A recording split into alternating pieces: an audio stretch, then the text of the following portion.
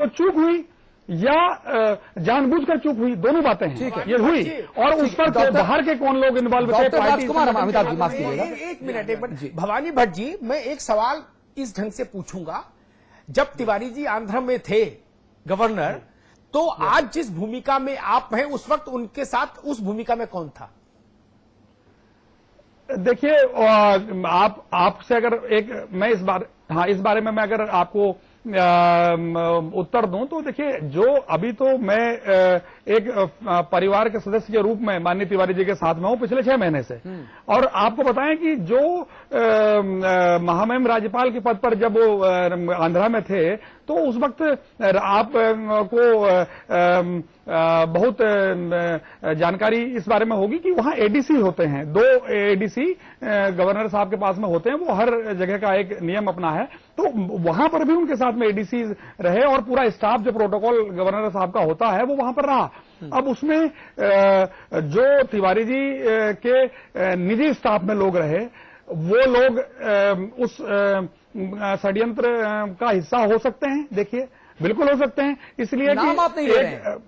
जी हाँ, नाम आप ले लीजिए, नाम लेने में क्या दिक्कत है? देखिए, वो तो ऑन रिकॉर्ड है, वो तो ऑन रिकॉर्ड है कि इस वक्फे से, इस अरसे के बीच में कौन कौन से आदरणीय महानुभाव माननीय तिवारी जी की व्यक्तिगत टीम का हिस्सा रहे, वो तो छिपा नहीं है। मैं आपको बताऊं, एक राजभवन किसी स्टेट का है, वहां की सुरक्षा व्यवस्था इतनी चौकस होती है कि एक वहां पर किसी परिंदा भी पर बिना किसी प्रॉपर तरीके से वहां नहीं मांग। तो अब ऐसी स्थिति में अगर कोई व्यक्ति वहां तक चला जाए और वो शयन कक्ष तक चले जाए, एक नहीं 4-4 लोग चले जाएं, तो कहीं न कहीं ये इसमें। और दूसरी चीज, अगर कोई कहता है कि तिवारी जी नहीं स्वयं इन्वॉल्व थे उस मामले में, तो मैं इसलिए इस बात को मानने के लिए कतई तैयार नहीं हूं, क्योंकि तिवारी जी भट्ट साहब, बात सवाल सीधा सा है, जवाब सीधा चाहिए। जवाब आपसे लूंगा। डॉक्टर राजकुमार हमारे साथ जुड़ गए हैं, आप डायरेक्टर हैं एम्स ऋषिकेश के। डॉक्टर साहब, समाचार प्लस पर बहुत स्वागत है आपका। Thank you very much. Doctor साहब, तिवारी जी आपके सुपरविजन में है? हाँ, मैं पिछले 2.5 महीने से माननीय तिवारी जी का इलाज कर रहा हूँ। उनकी सेहत कैसी है अभी? जी, उनकी सेहत अभी कैसी है? देखिए, मैंने जब शुरू में माननीय तिवारी जी को देखा था, व्यक्तिगत तौर पर मैं उनका बड़ा सम्मान करता हूं, क्योंकि मैं ऐसा मानता हूं कि खास तौर से, वैसे तो वो राजनीतिक पितामह ही हैं, लेकिन खास तौर से जब उत्तर प्रदेश और उत्तरांचल की बात की जाती है, तो चूंकि मैं उत्तर प्रदेश से हूं, तो इसलिए मैं विशेष तौर से मैं उनको एज ए फादर फिगर मानता हूं जी। तो not only as a doctor but उनकी सेहत कैसी है डॉक्टर साहब? हाँ, तो मैं सेहत के बारे में ये कहना चाह रहा हूँ कि जब मैंने उनको पहले देखा था, तो he was not in good condition. वो मेंटली इनस्टेबल थे और स्ट्रेस में थे, और मुझे लगता है थोड़ा सा डिप्रेस्ड स्टेज में भी थे। अच्छा, वजह इसकी क्या थी? अब इसकी वजह तो कोई भी मेंटल शॉक या मेंटल जॉल्ट हो सकता है। क्या गैर जरूरी दवाइयां, जिसे हम फॉरेन मेडिसिन, फॉरेन पार्टिकल्स या देशी भाषा में जहर कह सकते हैं, क्या उसका असर उनकी बॉडी पे दिखा? देखिए, ये तो मैं नहीं कह पाऊंगा, क्योंकि कोई भी दवाई जो लिखी जाती है उसमें कभी जहरवाद वाली दवाई कोई लिख के तो नहीं देगा। हाँ। तो मैं ये तो नहीं कह सकता हूं कि उनको मेडिकली कोई ऐसी दवा दी गई थी, बट ये मैं जरूर जानता हूं कि जो मैंने देखा उनको मेडिकली, हाँ, और उनका न्यूरो साइकोलॉजिकल असेसमेंट जब मैंने किया, हाँ, शुरू में, हाँ, तो मेंटल स्टेटस उनका स्टेबल नहीं था और अच्छा, वो डिप्रेस स्टेज में थे और स्ट्रेस में थे। मुझे बताइए अगर तिवारी जी की उम्र के किसी व्यक्ति को जो तरह तरह की बीमारियों से, रोगों से ग्रसित हो, अगर उसे जरूरत से ज्यादा नींद की गोलियां वो दी जाएं, या जो जिस मॉलिक्यूल की जरूरत बॉडी में जितनी है उससे ज्यादा दी जाए, तो नुकसानदायक होगी? सर्टेनली नुकसानदायक होगी। एक चीज मैं आपको यहाँ पे मेडिकल टर्मिनोलॉजी के हिसाब से बता दूं कि जैसे जैसे एज बढ़ती है, हाँ, वैसे वैसे दिमाग भी सिकुड़ता जाता है, हाँ, और दिमाग की जो कैपेसिटी होती है वो भी थोड़ा कम होती जाती है। एक टर्म होता है दिमाग की इलास्टेंस, वो थोड़ी सी बढ़ती जाती है, मतलब रिजिडिटी दिमाग की बढ़ती जाती है, दिमाग थोड़ा श्रिंक भी होता जाता है। हाँ। लेकिन तिवारी जी को जो मैंने अभी पिछले 2.5 महीने में देखा है, हाँ, तो मेडिकल पैरामीटर के हिसाब से अभी इस समय, पहले उस समय तो बहुत इनस्टेबल थे, लेकिन अभी जो मेमोरी की जहां तक मैं बात करता हूं, मेमोरी के 3 कंपोनेंट होते हैं जी, इमीडिएट रिकॉल, रिसेंट मेमोरी और पास्ट मेमोरी। उनकी तीनों मेमोरी इस समय इंटैक्ट हैं और उनका सिग्निफिकेंट इम्प्रूवमेंट हुआ है इस बीच में। मैं नहीं जानता हूं, मुझे लगता है कि probably it may be on account of depress psychology जी ही हैज सफर्ड अ लॉट। अच्छा डॉक्टर साहब मैं बहुत देशी भाषा में बहुत सीधे सपाट शब्दों में एक चीज पूछना चाहता हूं, जो लगातार कहा जा रहा है कि excessive of different molecules intake करने की वजह से डॉक्टर एनडी तिवारी जी के बॉडी में एक जहर जैसी, स्लो पॉइजन जैसी स्थिति निर्मित हुई। क्या आपकी मेडिकल जांच में ये बात साबित हुई? देखिए, इसके लिए तो मुझे बहुत डिटेल में जाना पड़ेगा और मुझे दोबारा इस एंगल से मैंने बहुत ज्यादा स्टडी तो नहीं किया, लेकिन ये मैं जरूर जानता हूं कि उनको बहुत सारी दवाइयां चल रही थी। अच्छा। और मुझे लगता है कि इतनी एक्सेसिव मेडिकेशन की जरूरत इस एज में बहुत ही जुडिशियसली करनी पड़ती है। तो मैं किसी के ऊपर चार्ज बिना प्रॉपर रिवेल्युएशन किए नहीं लगाना चाहता हूं, लेकिन मैं इतना जरूर कह सकता हूं कि psychologically he was depressed and he was living A life of stress, और इसलिए उनका जो कंसंट्रेशन था, और एक टर्म होता है अटेंशन स्पैन, मतलब किसी चीज पे लगातार अटेंशन के, जैसे मैं आपके साथ बात कर रहा हूँ ना, तो मैं जानता हूँ क्या सब्जेक्ट है और मेरा अटेंशन सिर्फ आपकी तरफ रहेगा। ठीक बात है। तो उनका अटेंशन स्पैन डिस्टर्ब था, इसलिए जो है वो सब्जेक्ट से थोड़ा सा हट जाते थे जब मैंने देखा था। अच्छा। और उनका अटेंशन स्पैन, और एक टर्म होता है उनकी जो अलर्टनेस थी, हाँ, वो अलर्टनेस भी अच्छी नहीं थी। नहीं, मैं आपसे सिर्फ यही तो पूछ रहा हूं कि ये जो कंडीशन थी, जो आप बता रहे हैं, कंडीशन जो लक्षण बता रहे हैं, ये उनकी उम्र के दबाव की वजह से थी या डिफरेंट मॉलिक्यूल्स के एक्सेसिव कंजम्पशन की वजह से थी? देखिए, ये मैंने आपसे पहले ही कहा कि उम्र के हिसाब से हर व्यक्ति में ब्रेन में सारे चेंजेस वही नहीं आते हैं, जो एक को आते हैं वो दूसरे को नहीं आते।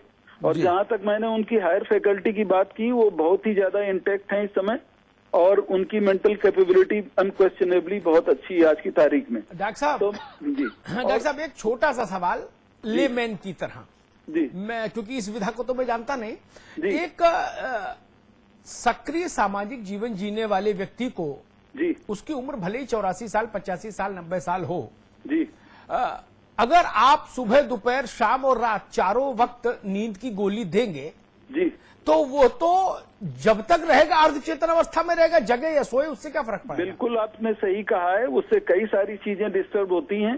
एक तो दिमाग जो है वो सप्रेस हो जाता है, थॉट्स प्रोसेस स्लो हो जाती है, और मेमोरी भी डिटीरिएट होने लगती है, आदमी का कंसंट्रेशन भी लॉस होता है, और इस तरह के कई सारे जो थॉट प्रोसेस है, खासतौर से रीजनिंग भी कई बार कंप्रोमाइज होती है। तो मैं सर्टेनली ये कह सकता हूँ, मैं पूरी तरह आपसे सहमत हूँ, कारण कुछ भी हो, लेकिन उनका हायर मेंटल फंक्शन जिस तरह का आज मैं देख रहा हूं वैसा नहीं था। डॉक्टर साहब, इसको अगर सरल भाषा में कहें तो सुबह, दोपहर, शाम अगर आप रात में नींद की गोली किसी को दें, तो उस आदमी का दिमाग 24 घंटे सुन्न रहेगा। मैं ठीक कह रहा हूं ना? हाँ, आप ठीक कह रहे हैं। मतलब मेडिकल भाषा कुछ हो, लेकिन इसका हिंदी में सरल भाषा, देशी भाषा का अर्थ ये हुआ कि उसका दिमाग सुन्न हो जाएगा, सोचने समझने की शक्ति चली जाएगी। आप मोटी भाषा में कह रहे हैं, as a medical man, as a neurosurgeon, शायद मैं इसको उतनी सरलता से नहीं कह पा रहा हूं जो आप कह रहे हैं, लेकिन इसका कोनोटेशन जो है मोटी भाषा में यही हो सकता है। उसके कारण चाहे दवाइयां रही हों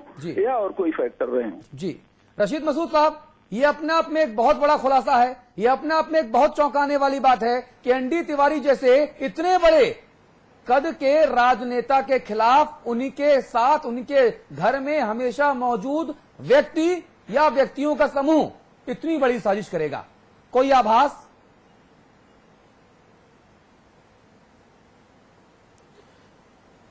देखिए, मुझे तो ये बात करते हुए बहुत अफसोस हो रहा है, इसलिए कि इतनी बड़ी शख्सियत है एनडी तिवारी की, मेरे फादर के साथियों में है, मैं उनकी बेतहाशा इज्जत करता हूं, कि पिछले 2-3 साल से वो किसी न किसी कंट्रोवर्सी में ऐसे फंसे रहे हैं, और आज ये कंट्रोवर्सी के अंदर एक नया वो कर दिया है, शुरू हुआ है, जो आज के आपके इस पे बहस हो रही है। अभी डॉक्टर साहब की बात मैं सुन रहा था, 2-3 बातें मेरी समझ में नहीं आती हैं। एक तो साजिश का एंगल मेरी इसलिए नहीं समझ में आता है कि एनडी तिवारी साहब को किसी से कोई खतरा हो नहीं सकता था, पॉलिटिकल लोगों को, तो कोई पॉलिटिकल इसमें कोई साजिश होगी, ऐसा बिल्कुल मेरे ख्याल में दुरुस्त नहीं है। जहां तक ताल्लुक है, अभी कुमार साहब, डॉक्टर साहब बता रहे थे कि स्ट्रेस एंड स्ट्रेन पोजीशन में थे, कंडीशन में थे मेंटल, तो आप अंदाज कीजिए कि अभी जो सुप्रीम कोर्ट और फिर हाई कोर्ट और फिर मुसलसल एक पेरेंटेज के बारे में एक झगड़ा चलता रहा है, उसके बाद कितना मेंटल टेंशन तिवारी जी को रहा होगा और उसका इम्पैक्ट कितना दिमाग पर उनके पड़ा होगा और उनकी कैफियत पर पड़ा होगा, तो मैं ये नहीं समझता हूं कोई साजिश इसमें होगी। हाँ। मैं इसको तो कतई मानने को तैयार नहीं हूं। क्या आप ये और अगर साजिश होगी तो पॉलिटिकल नहीं होगी। ये हो सकता है कि कुछ लोगों का फाइनेंस। मसूद साहब जी, मसूद साहब, अभी भवानी भट्ट कह रहे थे, मसूद साहब अभी भवानी भट्ट कह रहे थे, जो इस वक्त तिवारी जी की देखरेख कर रहे हैं, उनके विशेष कार्याधिकारी हैं जी, तो वो कह रहे थे कि जब राजभवन में थे आंध्रा में नरेंद्र जी, तो उनको नींद की गोली सुबह ही नाश्ते में भी दे दी जाती थी। अब आप और उस 80 उम्र के 8वें देखिए एक से मैं अपनी बात हो सकता है हुजूर, देखिए मैं अपनी बात पूरी कर लूं। 80 साल के ऊपर की उम्र के आदमी को आप सुबह दोपहर शाम नींद की गोली खिला के उससे गवर्नरी करवाएंगे? तब तो आप चाहे दस्तखत करवा लीजिए, चाहे जिस कागज पर करा लीजिए। क्यों अकेले नरेंद्र तिवारी? किसी से भी करा सकते हैं आप। अरे जवान आदमी को भी ये जवान आदमी जो आप सनसनी पैदा करना चाह रहे हैं इसमें, जी सुन लीजिए, ये मेरी समझ में नहीं आया कि इस टोटल डिस्कशन के पीछे मतलब क्या है। अगर ये शक है भवानी जी को कि कोई साजिश थी, हालांकि उन्होंने कहा नहीं, उन्होंने कहा कि ये भूल में भी हो सकता है, क्योंकि मैं अपने आप को बता दूं, मैं उसमें अपोलो में दाखिल हुआ। अपोलो से ज्यादा बेटर सोचते हैं कि लोग ट्रीटमेंट नहीं हुआ। जब मैं वहां से आया तो उसके बाद मैं फिर मैक्स उसमें फोर्टिस में गया और फोर्टिस में देखा तो जो दवाइयां मुझे दी जा रही थी वो शुगर की इतनी दवाइयां दी जा रही थी जो नहीं दी जानी चाहिए थी। अब मैं कहने लगूं कि इसका भी डॉक्टरों का मतलब साजिश थी, ऐसा नहीं है, बल्कि उन्होंने अनजाने तौर पर मुझे ये सब दवाइयां दी और फिर डॉक्टर साहब ने उनको चेंज कर दिया। तो ये मतलब ये कि कोई जरूरत नहीं है, और अगर कोई साजिश है तो उसके फिर इंक्वायरी की मांग होनी चाहिए।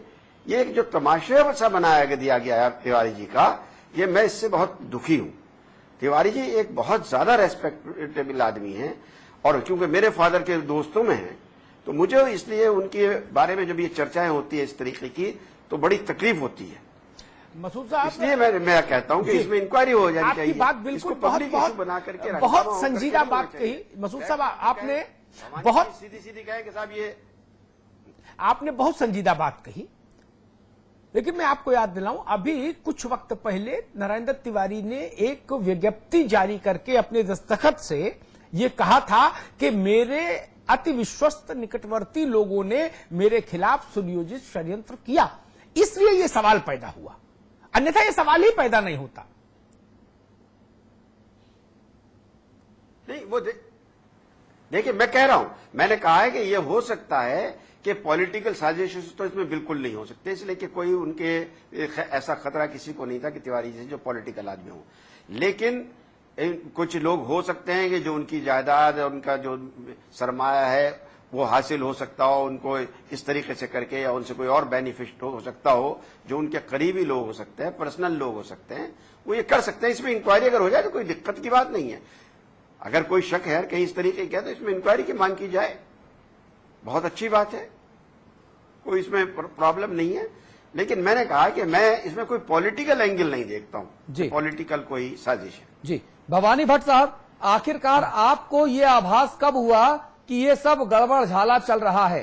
तिवारी जी की हस्ताक्षरित उस चिट्ठी के बाद या फिर कभी और? मैं अमिताभ जी, मैं एक बात यहां पर जरूर कहना चाहूंगा, बड़े रशीद मसूद साहब का बड़ा सम्मान करते हुए एक बात कहना चाहूंगा कि ये जैसा कि मसूद साहब ने कहा कि तिवारी जी का वो विवाद चल रहा था, तिवारी जी का मुकदमा तिवारी जी का चल रहा था, तिवारी जी उसकी वजह से हो सकता है दिमागी रूप से उनको तकलीफ होती हो और उसके कारण ऐसा रहा हो। लेकिन मैं एक यहां पर एक बात जरूर कहना चाहूंगा कि जब ये मुकदमा जो ये जिसकी बात आप मसूद साहब भी कर रहे थे, 2008 से मुकदमा चला, तो तिवारी जी को तो जब तिवारी जी, आपको आश्चर्य होगा जानकर, जब तिवारी जी का डीएनए का सैंपल लेने तिवारी जी के आवास पर जब लोग पहुंचे तो तिवारी जी को ने कहा, अरे ये क्या हो रहा है, ये क्या है, क्यों है? तो आप ताज्जुब करेंगे, मैं जो बात कह रहा हूं ये तथ्यहीन बात नहीं, मैं आधारहीन बात नहीं कर रहा, मैं स्वयं इस बात को करीब से देखा है, महसूस किया है, जाना है, उसके बाद ये बात